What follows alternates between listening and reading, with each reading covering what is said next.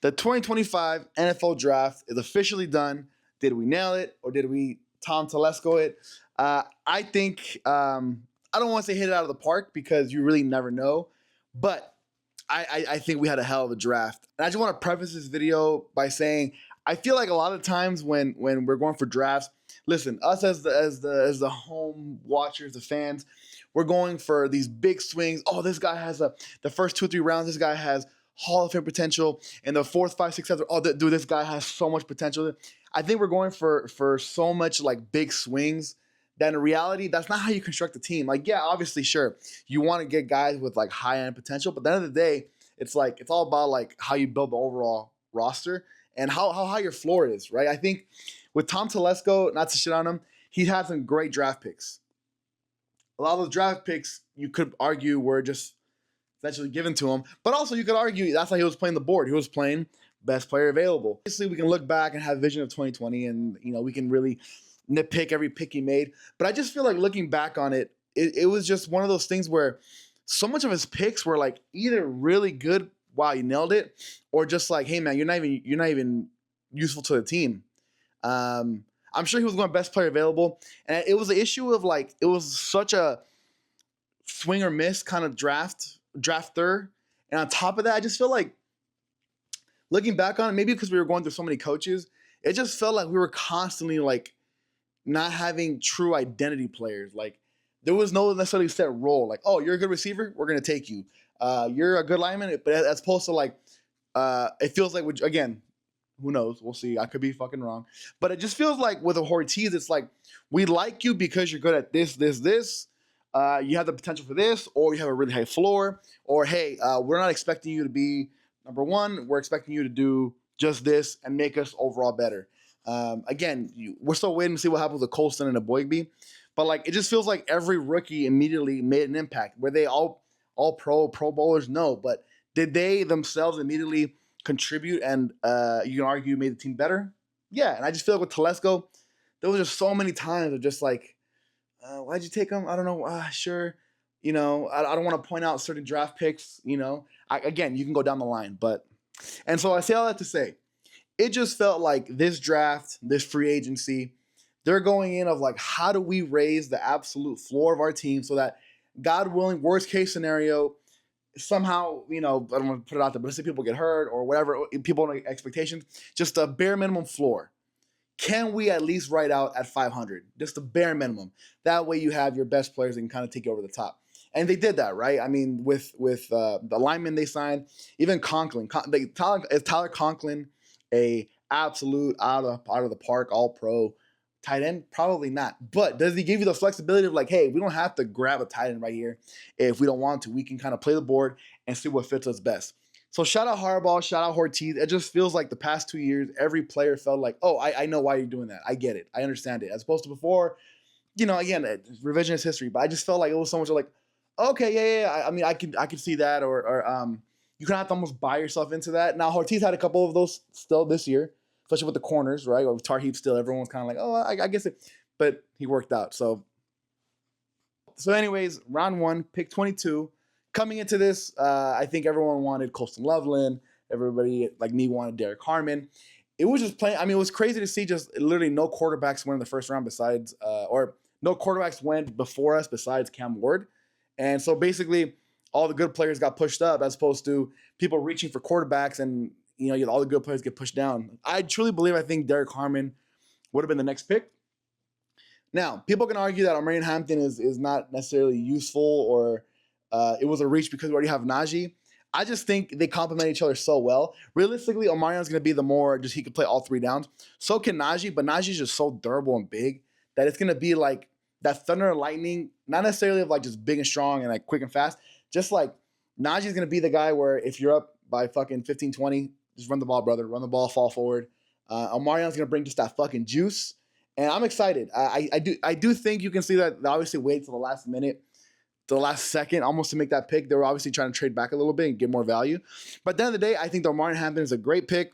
I said in my previous video, he shouldn't be there. He's a great draft. He's a great running back. And now, yeah, people are going to say, yeah, well, the difference between him and Genty compared to him and like the other running backs, yeah, but just like, it just feels like Omarion was just more of a do-it-all can do it all. Now, the only issue people are going to say with him is that, like, some people say his gap scheme running is, his vision's a little iffy. Some people don't like his pass blocking. I like his pass blocking. He's more like, is he going to sit there and like hold someone in and give you an extra 2-3 seconds? No, but he's a fucking thumper. Like, every highlight I've seen him on pass blocking, he's literally just decking dudes. And at the end of the day, it's like, sure, like, is he Ezekiel Elliott, pass block, Trayvon Henderson, just holding guys? And no, but can he do it? Yeah. Can he pass catch? Yes. Will Roman actually finally give Herbert passing options as a running back, passing plays to give to the running back? I don't fucking know. But at the end of the day, it just feels like Omarion Hampton is just a I hate to say it, but like essentially like maybe a little bit better version of J.K. Dobbins, a little more power, same amount of juice, but more power. And it just feels like with J.K., it was such big hit or miss, and Omarion just comes on in and can do the big play, but also like he won't necessarily get you too many negative 2 yards, 1 yard. He'll always kind of find a way to fall forward. He's get us 2-3 and get us into third and manageable. You know what I mean? So great pick. Was there someone else I could have seen them taking if they didn't trade down? Like, I don't know. You can make an argument for like Travion or something, or a receiver. By that point, I think it was a reach. Just get the best player available. Don't overthink it.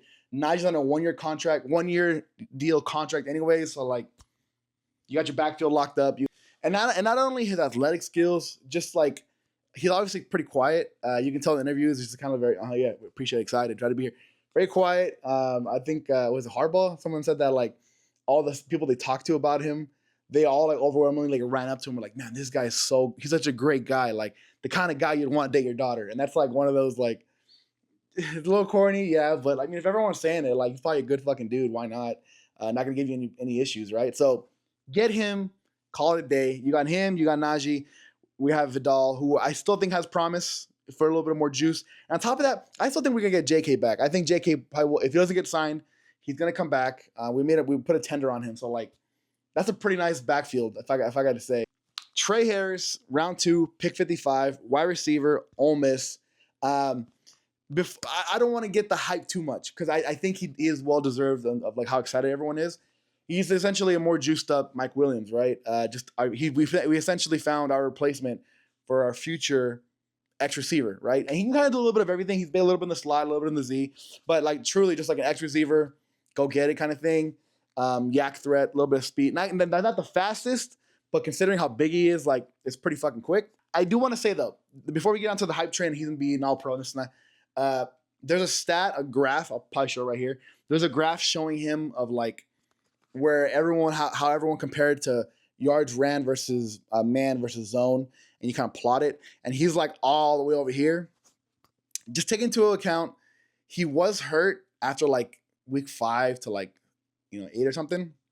And those first 4 games was when he was playing like essentially like just kick the shit out of him teams. You know what I mean? So like he was on pace to be the highest receiver on the league and the yards and all that and passer rating a lot, but like the first 4 games were against like shit dog teams. So let's bring down our expectations a little bit, but still great fucking receiver. And again, what was the vision? Herbert needs help. He needs more speed. He needs more juice. Mike Williams, great. Fortunately, we've known him long enough where Mike Williams he's gonna get hurt. I love Mike Dub, but he's gonna get hurt. And on top of that, also like even if he doesn't get hurt, put in Trey Harris to give Mike some breather, so limit his reps so he doesn't get hurt or limit injury. So like, I think it's a great pick. I thought they were gonna go D-line, O-line back to back, and fuck it. At least we're finally seeing them get Herbert help. I think everyone wants to shit on Herbert, and it's like, hey, he could have done this, he could have done that, but it's like if you really look at his like the talent around him, he either just didn't have talent or the talent he did have it just didn't it didn't mend well, And I feel like this time, like, all right, we need to get him options. We need to give him flavor of receivers, and we need to get him more juice. And I'll get into that later in the later draft picks. So Trey Harris, great pick. Really hype on it. I could totally see him getting 600 yards this year, fucking 5-6 touchdowns. Great pick. Now round 3, pick 86, Jamari Caldwell. I don't think he was really on anyone's board, like all the mock drafts. I didn't see much guys take him. But you get him, you go, oh, okay, I get it. I see what we're doing, right? He's essentially the Puna forward. He's essentially the guy that makes everyone else better, right? Um, his stats, especially at Oregon, don't show that crazy of like number wise, but if you see like he was pretty much taking on double teams all day. Like his role was like, hey man, can you put on like 30 pounds and just like take up as much space as you can and make everyone else around you better? And it's like, yeah, dude, like fucking I'm getting paid to do this. Why not? I do think if you look at his Houston tape though, because he went from a JUCO to Houston and then to Oregon. I think if you look at his Houston tape, he had I think 8 sacks that year, and then they essentially went to Oregon, had him put on like 30 pounds, and I think he had like 1 sack or half a sack or something like that. And knowing Ben Herbert, knowing Harbaugh, knowing Minter, they're probably gonna keep him right in the middle. Like they don't expect him to be the 8 sack kind of guy, but instead of him being at like 330, 340, wherever he is, they'll probably bring him down to like 315, 320, just to get a little bit more athleticism, a little more speed, but at the same time can still two gap, can essentially just take up a lot of space, cover up the middle, let Thule, let Mac, let Bud, let Dayon, Derwin loop around. Again, you see the vision, you get it. Okay, I know what he's here for. He's essentially the Puna Ford replacement. I think everyone knew. You look at the interviews, everyone's really upset about the whole Puna Ford thing. I think the front office really wanted him back. So if you can get him almost the same value of performance while essentially getting, man, like a tenth of the pay, why not? Fuck it. Round 4, pick 125, Kyle Kennard. I think a lot of people, he's mixed. It's a very mixed opinion on him. I think if you look at like the people who truly watch film, they're going to say, he had the stats numbers. He was great, but it's just like he's so inconsistent. He kind of gets washed out in the run game. And on the other side, if you look at the people who are just like only watch like just stats or instant reactions, they're like, oh, he's the SEC Defensive Player of the Year and he had this many sacks. And I think it's going to be somewhere in between. Again, does he get washed out in run plays because he's a little light in the ass? Yeah. But could he get fixed by Ben Herbert? Could they have him put on weight? Sure. But also, we've been saying forever, like if you look at Joey, if you look at Mac, you look at Thule, they're more like bull rush orientated pass rushers as opposed to we always need a little more juice, a little more speed.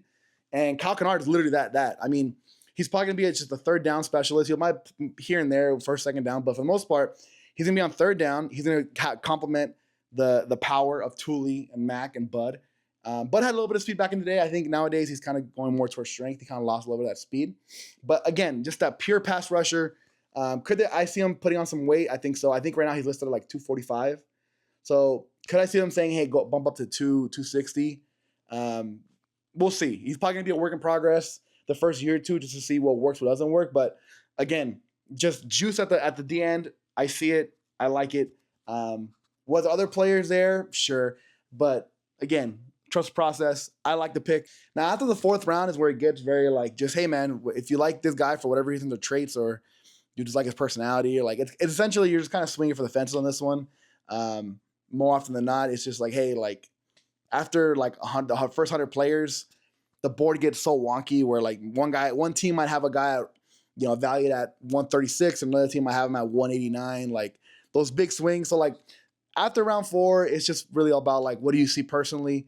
And what works for you. So Chargers went, I think, again, I don't think anybody expected this. Personally, I wanted Gunnar Helm, but I thought he'd be there in the round 4 to 5, but we'll get into that later. So personally, I wanted Gunnar Helm, but I was surprised they went with another receiver. I think coming into this draft, everyone was so convinced, yeah, we're going to load up O-line, D-line, D-end, fucking even a corner or something. Like, it's so funny how we were all wrong about free agency and we were all wrong about the draft.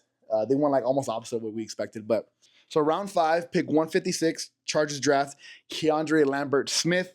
Again, I don't think anybody expected another receiver, especially after they drafted Ladd last year, after we drafted Brendan, after we drafted Cornelius. And then this year we got Trey Harris, we got Mike Williams back, we got Conklin. So I don't think anyone expected a receiver. And again, what's the vision? He's fast. He's versatile. He can fucking stretch the field out. And I'm a big fan of this pick. Again, like, I think if we're going to go like, oh, well, he had maybe a limited route tree or, but like, again, I made this point on Reddit where like, I think everyone has the swing for the fences mentality. Like, this guy's going to be the next Justin Jefferson, as opposed to like, hey, we really don't need that. We have Ladd. We have Conklin. We have Mike Williams. We have Quinn Johnson. Like, there's only so many yards to go around, especially considering, like, we're going to run the ball a lot more this year. People don't realize there was so much hype about us running the ball last year, and you really look at it, like, we only ran the ball, like, 30 more times, if that, last year compared to the year before. So, like, especially considering how efficient the offense was this year compared to the year before, like, you can argue that's the same amount of carries anyways. So I make the point to say, I'm surprised they went Keandre Lambert-Smith, just a speed receiver, finally getting Herbert some help. And again, we're not expecting these guys to all have 1,000-yard seasons or anything, but like, if you can get Ladd to get like 1,000 to 1,200 yards, you can get Mike Dubb to get 600 to 800. You can get Trey Harris to get 600 to 800. You have the tight end room all combined to get 1,000 to 1,500, and then sprinkle in here and there Amari and get some yards. Like, you see how it quickly adds up to like 4,000 yards pretty easily. And again, will Keandre Lambert-Smith be a 1,000-yard receiver? Probably not. But does he make everyone else's jobs easier, especially Herbert, just because, like, hey man, just fucking run that way as fast as you can, or run one of the fucking a deep slant? Like, yeah, it makes everyone's jobs easier. It makes the offense more efficient. And again, what's the vision? What do we need? Best player available. What helps us out the most? What's going to raise our floor? So, Keandre Lambert-Smith. No one expected it. Great pick. Pick 165, Orondo Gadsden Jr. That also played in the league. And also, I want to tie him in also with Jordan Pitaya, the Aussie football guy we signed like 2 months ago that I think people just forgot about. Like, again, it's just, just pure athleticism, both of them. I think if you watch Jordan, he's a lot kind of shiftier than you think, especially at his weight. And Aronde, same thing. Like, is he going to be a good pass blocker? Probably not, especially at his weight. But, like, in terms of just, like, a pure receiving threat, can you get open? Yeah. Like, and I think, again, going back to what I was saying earlier, raise the floor. And do these guys raise the floor? Yeah. Do they give weapons that are all versatile and they all kind of have their own unique flavor? Yeah. Like, let Justin use these tools as opposed to having like, I got to fucking throw it up to Mike. Hopefully he comes down with it. Or I got to force feed this to Ladd who's fucking triple teamed. Or it's just more about like, hey, raise the floor. We don't need you guys to be all pros or Pro Bowls. Could you or will you be? Hopefully it'd be awesome. But like, just make everyone else better. Make everyone else's job easier. Be more efficient. That's all we need. I mean, Herbert only threw 3 interceptions all year last year with, an arguably pretty, I hate to shit on the guys, but arguably pretty rough wide receiver room. So like, and tight end room. Like, Will Disley was our number 1 receiver. So like, love Will, but like, he's not meant to be number 1 receiver. You know what I mean? So pick 199, Branson Taylor, offensive tackle. I saw a couple highlights. I think his first step needs to get a little better. But again, I only saw just a few highlights, so what do I know? But I will say, trust Harbaugh, trust Hortiz. What the instant reaction is like, what are they seeing him? He's big. Fucking, yeah, we're going to probably have one of the bigger lines this year. So like, fuck it. Shout out Harbaugh, Hortiz. Our last 2 picks, 214, 256, RJ Mickens. I'm going to say Bridges. I don't know how to pronounce his name. Bridges. I'm gonna be honest. RJ kind of looks like Derwin, doesn't he? Like, just his body, like, just like seeing him move kind of looks like Derwin. Now the knock is he's not as like athletic as you would want it, but I got a feeling just like looking at the way he plays. Obviously, you can just look it up and see that he's super instinctive. He's quick to react. He's quick to diagnose. The athleticism probably lacks a little bit, but like so did fucking Aloe, and Aloe's been great for us. So like, I don't know. I got a feeling RJ's gonna be really good. I don't expect him to be, safety 1 or 2, but like I just think he's gonna be a really good complementary. Unfortunately, he's probably gonna be Aloe's replacement. But like, I don't know. Just seeing RJ play, like, you just look at him and you go, yeah, that looks right. He tackles well. He covers well. He's quick to diagnose. Like, for a 7th round pick safety, do we need it with safety? No, but like, you also, I think, was it Money? I think Matt Money Smith, he was like, for a fact, the last like 2 or 3 rounds, Ryan Ficken, our special teams coordinator, was like, hey man, can I get some fucking help? Like, can I get some guys that like help you guys out, but also help me out? And when it comes to undrafted free agents, there's really not much on there. Shout out my boy Kevin. His bet is that Marlo Wax becomes our linebacker 3 or 4, essentially take over Troy Dye's spot. And then on top of that, he thinks Sanders is going to be like our running back 4, running back 3. I got to take a look at the tape. But I did look at Wax. He looks pretty good. Same thing. It's just like one of those guys where like he plays football. That's a football player. I like it. So to round things up, this video probably went a little too long, a little more than I expected, but just genuinely, I think if you're true, like just like I watch football, I look at all the tape and I put everything in consideration. You probably think we fucking nailed this draft. If you're a guy that looks just at numbers, you're probably like, yeah, I think we did pretty well. Who knows? We're not gonna find out until 2-3 years from now where like did they really contribute to the team? But I do think just off of just what we're looking for, what do we need, who do we get? Like I think the team is better today than it was a month ago, and I'm really excited. And yeah, let me know your thoughts. I'm excited. Now comes the real off season where it's just gonna be a lot of LeBron versus Jordan talk, at least till like August. So I'll probably be doing like one a week, one every other week, just because there's no point in like bringing up a conversation if there doesn't need to be one. But I know rookie camp's coming up. It's probably gonna be all these rookies coming out from all these other teams that this guy is the best and this guy's killing. This guy looks really good, but there's no pads, there's no real no live contact. But Bowl Gang, ASAP, any squad, any place, family, trust, respect. Hope y'all doing well. Take care of yourself.